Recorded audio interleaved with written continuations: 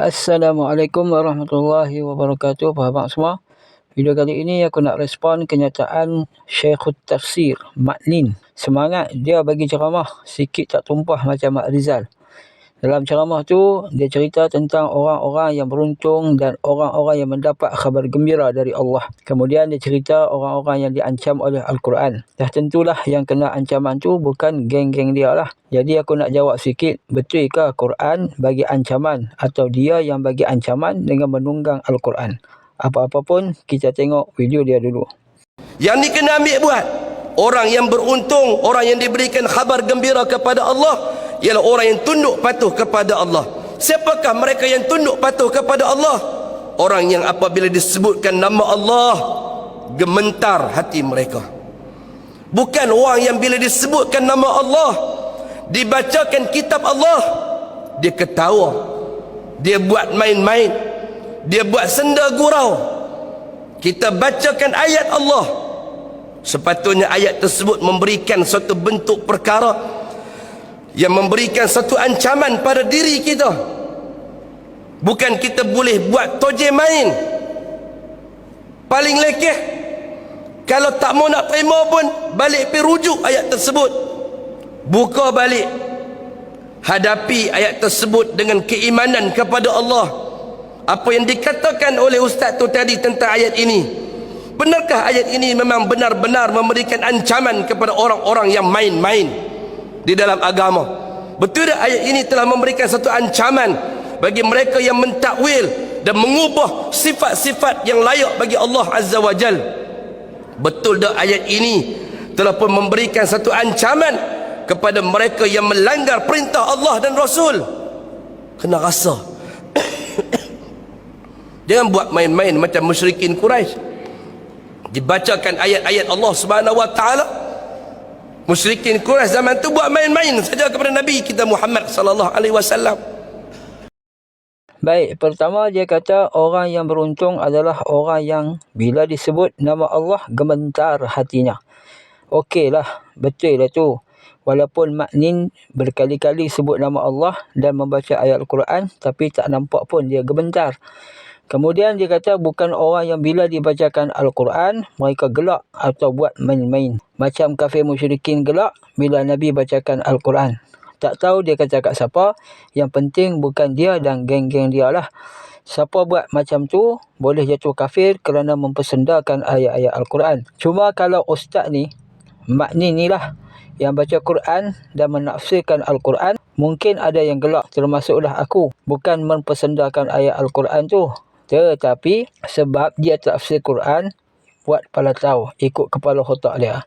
Orang gelak kat dia, dia pergi kata orang gelak pada ayat Al-Quran. Bayangkan sebelum ni dia kata apa? Dia kata orang yang sapu muka selepas salam dan orang yang beristighfar panjang lepas solat pun diancam oleh Al-Quran. Padahal itu benda khilaf yang muktabar.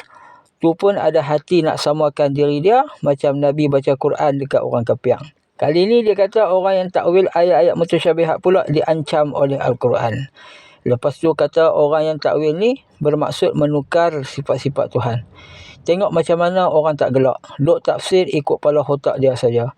Kalau takwil ayat-ayat mutasyabihat diancam dengan siksaan, maka ramailah ulama-ulama kena siksa kat akhirat nanti, termasuklah Imam Bukhari. Istilah takwil tafsili atau takwil secara terperinci ini telah disebut oleh sebahagian ulama.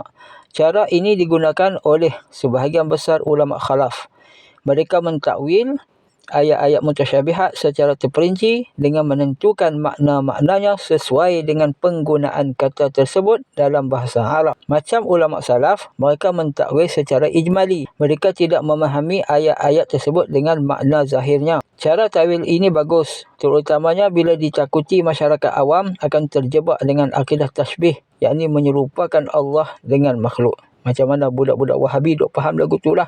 Tuhan ada tangan, ada mata, ada kaki, duduk atas alas dan sebagainya. Cara takwil ini juga digunakan oleh sebahagian ulama salaf seperti Ibnu Abbas, Mujahid, Sufyan As-Sawri, Imam Ahmad bin Hanbal, Imam Bukhari dan lain-lain. Ni aku tunjukkan bukti bahawa Imam Bukhari sendiri mentakwil ayat mutasyabihat. Sebenarnya banyak ulama ahli sunnah yang mentakwil, cuma aku pilih Imam Bukhari ni Sebab Wahabi Salafi ni kalau dengan imam-imam lain, mereka buat bodoh je.